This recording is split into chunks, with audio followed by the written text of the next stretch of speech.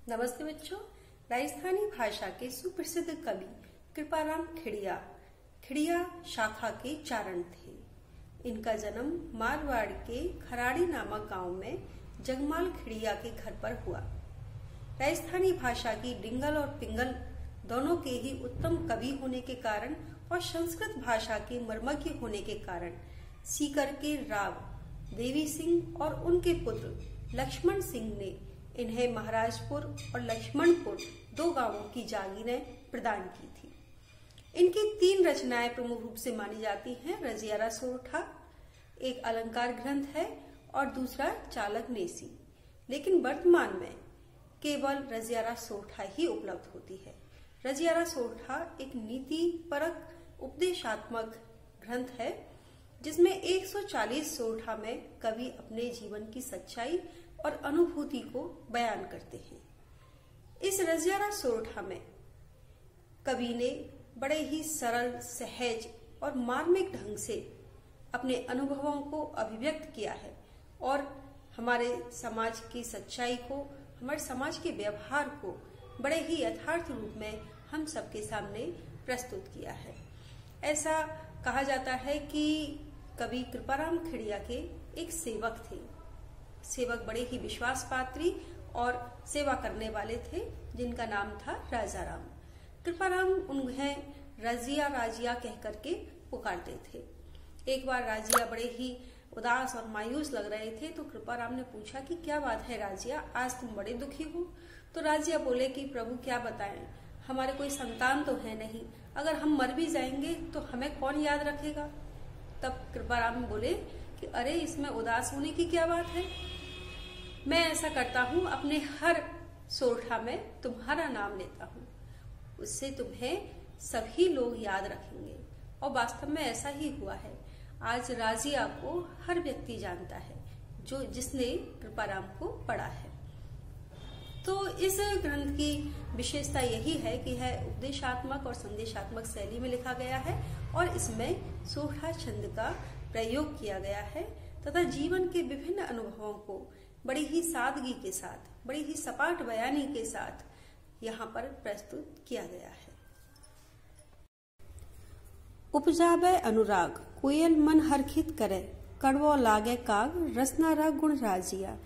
यह सोरठा राजस्थानी भाषा के सुप्रसिद्ध कवि कृपाराम खिड़िया द्वारा रचित रजियारा सोरठा से लिया गया है और इसमें अपने सेवक राजिया को संबोधित करते हुए कृपाराम खिड़िया कह रहे हैं कि हे राजिया सुनो, कोयल और काग दोनों ही रूप रंग में काले होते हैं, लेकिन कोयल अपनी मधुर वाणी से, अपनी मीठी वाणी से उपजावे अनुराग, अनुराग यानी प्रेम उत्पन्न करती है, लोगों के हृदय में अपने प्रति प्रेम उत्पन्न करती है।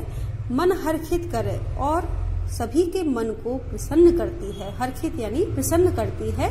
कड़वो लागे काग, वही दूसरी ओर कौवा अपनी कर्कश आवाज की वजह से सभी को कड़वा लगता है। रसनारा गुण राजिया, हे राजिया ये सभी रसना यानी जिव्या के ही गुण हैं। इस सोरठा के माध्यम से कवि संदेश दे रहा है कि हमें अपने वाणी, अपने व्यवहार से लोगों के साथ मधुर संबंध बनाकर रखने चाहिए। यदि हम लोगों के साथ मधुर वाणी बोलते हैं, मीठी वाणी में बात करते हैं तो लोगों का मन प्रसन्न होगा और उनके हृदय में हमारे प्रति प्रेम उत्पन्न होगा। लेकिन यदि हम लोगों से कड़वा बोलते हैं, कर्कश वाणी में बात करते हैं तो लोगों के प्रति, लोगों के साथ हमारा व्यवहार खराब हो जाएगा। तो यहाँ पर राजस्थानी भाषा में बड़े ही अच्छे ढंग से कृपाराम खिड़िया ने अपनी बात यहाँ पर अभिव्यक्त की है। उपदेशात्मक शैली है और लोक अनुभूति का यहाँ पर सशक्त अभिव्यंजना हुई है। काली घड़ी कुरूप, कस्तूरी कांटा तुले, शक्कर बड़ी स्वरूप, रोड़ा तुले राजिया। यहाँ पर कृपाराम खिड़िया अपने सेवक राजिया को संबोधित करके कह रहे हैं कि काली घड़ी कुरूप, कस्तूरी, कस्तूरी बहुत ही काली होती है, घड़ी यानी बहुत ज्यादा कुरूप होती है, काली होती है, लेकिन फिर भी कस्तूरी मूल्यवान होती है, इसीलिए कस्तूरी कांटे पर तुलती है। यानी सोना और चांदी के गहने या सोना और चांदी तोलने के लिए जो कांटा प्रयुक्त होता है, वही कांटा कस्तूरी को तोलने के लिए भी प्रयुक्त होता है। यानी थोड़ी सी कस्तूरी भी बड़ी ही कीमती होती है और वह सोने चांदी के भाव बिकती है। लेकिन दूसरी ओर शक्कर बड़ी स्वरूप, शक्कर जो होती है बड़ी ही सफेद होती है, अच्छे रूप रंग की होती है, लेकिन फिर भी शक्कर में उतने गुण नहीं होते। इस वजह से शक्कर रोड़ा तोले राजिया, पत्थरों से तोली जाती है। रोड़ा यानी पत्थर, पत्थर के बाट से शक्कर को तोला जाता है। तो यहाँ पर कवि कहना चाहता है कि मनुष्य की जो कीमत है, मनुष्य का जो सम्मान है, वह उसके गुणों के कारण होता है, उसके गुणों के कारण, उसके स्वभाव के कारण होता है। अगर मनुष्य में गुण है तो उसका सभी जगह आदर किया जाएगा, सम्मान किया जाएगा। लेकिन अगर मनुष्य में गुण नहीं है तो उसका सम्मान नहीं किया जाएगा। रूप सौंदर्य का कोई मोल नहीं होता है। मनुष्य की असली शोभा, उसका आदर सम्मान उसके गुणों से होता है, उसके रूप रंग से नहीं। डूंगर जलती लाए जो वह सारो ही जगत, पर जलती निज पाए रति न सूझे राजिया। यहाँ पर कृपाराम खड़िया अपने सेवक राजिया को संबोधित करते हुए कह रहे हैं कि हे राजिया सुनो, डूंगर जलती लाए, डूंगर यानी पहाड़, लाए यानी आग, पहाड़ पर जलती हुई आग को जोबे यानी देखता है, सारो ही जगत संपूर्ण संसार, संपूर्ण संसार पहाड़ पर जलती हुई आग को देखता है। पहाड़ों पर जलती हुई आग को सारा संसार देखता है, पर जलती निज पाए, लेकिन अपने पैरों पर जो आग लगी हुई है, रति न सूझे राजिया, हे राजिया वह रत्ती भर भी मनुष्य को नहीं दिखाई देती, नहीं सूझती है। तो यहाँ आग से मतलब सामान्य आग से नहीं है, बल्कि ईर्ष्या, नफरत, घृणा की आग से है, लोगों की बुराइयों से है। कि पहाड़ पर जिस तरह से पहाड़ ऊंचा होता है, उस पर जलती हुई आग सबको दिखाई देती है, लेकिन नीचे अपने पैरों पर अगर आग लग जाती है तो वो सहज ही मनुष्य को दिखाई नहीं देती। तो यहाँ पर कहा है कि दूसरे के घरों में, दूसरों में जो अवगुण है, अगर उनके घर में कलह हो रहा है, विवाद हो रहा है, तो लोग हंसी करते हैं और बड़े मजे ले लेकर उस बात का व्याख्यान करते हैं। लेकिन अपने घर में क्या हो रहा है, अपने अंदर क्या बुराइयां हैं, अपने अंदर कितने अवगुण हैं, ये किसी को दिखाई नहीं देता। तो यहाँ पर मानव स्वभाव के बारे में प्रकाश डाला है कि दूसरों की बुराई, दूसरों की निंदा करना, दूसरों के कलह और विवाद पर प्रसन्न होना मनुष्य का स्वभाव है, लेकिन वही मनुष्य को अपने अवगुण, अपने दोष दिखाई नहीं देते हैं। मतलब री मनवार चुपके लावे चूरमो, बिन मतलब मनवार राम न पावे राजिया। तो यहाँ पर भी कृपाराम खड़िया अपने सेवक राजिया को संबोधित करते हुए इस संसार की जो मूल प्रवृत्ति है स्वार्थ, उस पर प्रकाश डाल रहे हैं कि यहाँ हर व्यक्ति अपने स्वार्थ के लिए जीता है, अपने स्वार्थ के लिए मरता है। मतलब री मनवार, सब मतलब के व्यवहार हैं, सब मतलब के संबंध हैं, मतलब के नाते रिश्तेदारी है। तो मतलब के लिए, अपने स्वार्थ के लिए मनुष्य मनुहार करता है, स्वागत करता है। चुपके लावे चूरमो, और ऐसे जिस व्यक्ति से अपना स्वार्थ निकल रहा है, अपना काम निकल रहा है, उसकी मनुहार करते हुए, उसका आदर सत्कार करते हुए, उसके लिए तो वह चुपके चुपके चूरमा भी ले आता है। चूरमा से मतलब यहाँ पर अपनी हैसियत से ज्यादा उसका मान सम्मान करता है। उसके लिए जो भी अभीष्ट होता है, जो भी उसे अच्छा लगता है, वह उसे लाकर देता है। बिन मतलब मनवार, लेकिन बिना स्वार्थ के जब आदर और सत्कार होना होता है तो राम न पावे राजिया। तो हे राजिया, ऐसे समय में मनुष्य राबड़ी भी नहीं देता है, यानी ऐसी राबड़ी जो छाछ से और बाजरे की उससे बन जाती है सहज ही, तो वो राबड़ी भी प्राप्त उसको नहीं होती है। तो जब मनुष्य का स्वार्थ होता है तब वह इतनी आप भगत करता है, कभी चूरमा खिलाता है, कभी मिठाई खिलाता है, खूब घी बूरा खिलाता है। लेकिन जब मतलब नहीं होता, स्वार्थ नहीं होता, तो ऐसे समय में मनुष्य राबड़ी से भी स्वागत नहीं करता है। तो ये संसार का व्यवहार है, संसार की रीत है कि हर मनुष्य अपने स्वार्थ की पूर्ति में लगा हुआ है। मुख ऊपर मिठी आस, घट माही खोटा घड़े, इसणासु इखलास, राखी जय नहीं राजिया।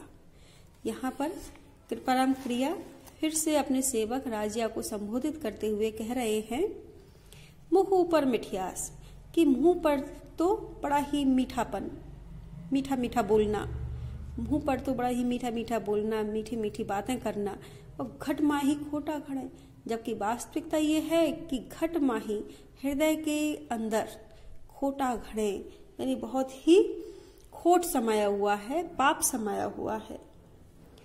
इसणासु इखलास, ऐसे लोगों से अपनत्व की भाव, ऐसे लोगों से अपनत्व मित्रता राखी जय नहीं राजिया, है राजिया रखनी नहीं चाहिए। देखिए कृपाराम खड़िया जमीन से जुड़े हुए कवि हैं।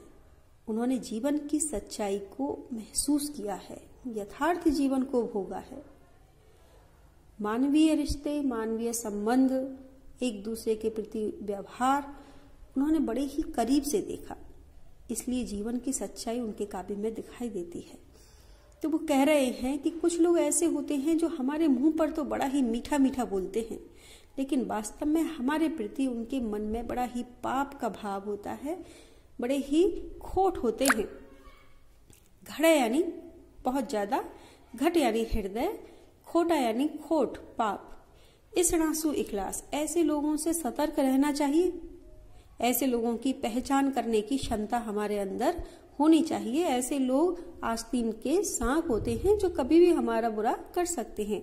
इसणासु इखलास, ऐसे लोगों से अपनत्व मित्रता, इखलास यानी मित्रता, अपनत्व राखी जय नहीं राजिया, हे राजिया कभी नहीं रखना चाहिए, ऐसे लोगों से दूर रहना चाहिए। साचो मित्र सचेत, कहियो काम न करे किसो, हरि अर्जन हेत रथ कर हाक्यो राजिया, हे राजिया सुनो, सच्चा मित्र हमेशा ही सतर्क होता है, सावधान होता है। कहियो काम न करे किसो, और कहा हुआ कौन सा काम वह नहीं करता, यानी बिना कहे भी वह अपने मित्र के मन की बात जान लेता है और उसके अनुसार काम कर देता है। सच्चा मित्र सतर्क होता है, सावधान होता है, अपने मित्र के हित के लिए वह बिना कहे भी उसका अभीष्ट, उसका काम कर देता है। हरि अर्जुन रेहित, जिस तरह से श्री कृष्ण की अर्जुन के साथ मित्रता थी, तो श्री कृष्ण ने अर्जुन के हित के लिए, अर्जुन के लिए रथ कर हाक्यो राजिया, रथ तक हाँक दिया था, यानी स्वयं अर्जुन के सारथी बन गए थे। रथ हाँकने वाला सारथी कहलाता है, तो अर्जुन के सारथी बने थे क्योंकि उन्हें पता था कि इसी में ही अर्जुन का हित है। तो तीनों लोगों के जो स्वामी हैं श्री कृष्ण, उन्होंने अर्जुन का सारथी बनना तक स्वीकार कर लिया। इसी तरह से सच्चा मित्र हमेशा अपने मित्र की भलाई के लिए, उसके हित के लिए कुछ भी करने को तैयार रहता है। हिम्मत किम्मत होए, बिन हिम्मत किम्मत नहीं, करे न आदर कोय, रद कागज ज्यूं राजिया, हिम्मत किम्मत होए। यहाँ पर कृपाराम खड़िया राजिया को संबोधित करते हुए कह रहे हैं कि हे राजिया सुनो, हिम्मत, पराक्रम, साहस, वीरता, इसी की समाज में कीमत होती है, इसी का ही मान सम्मान होता है।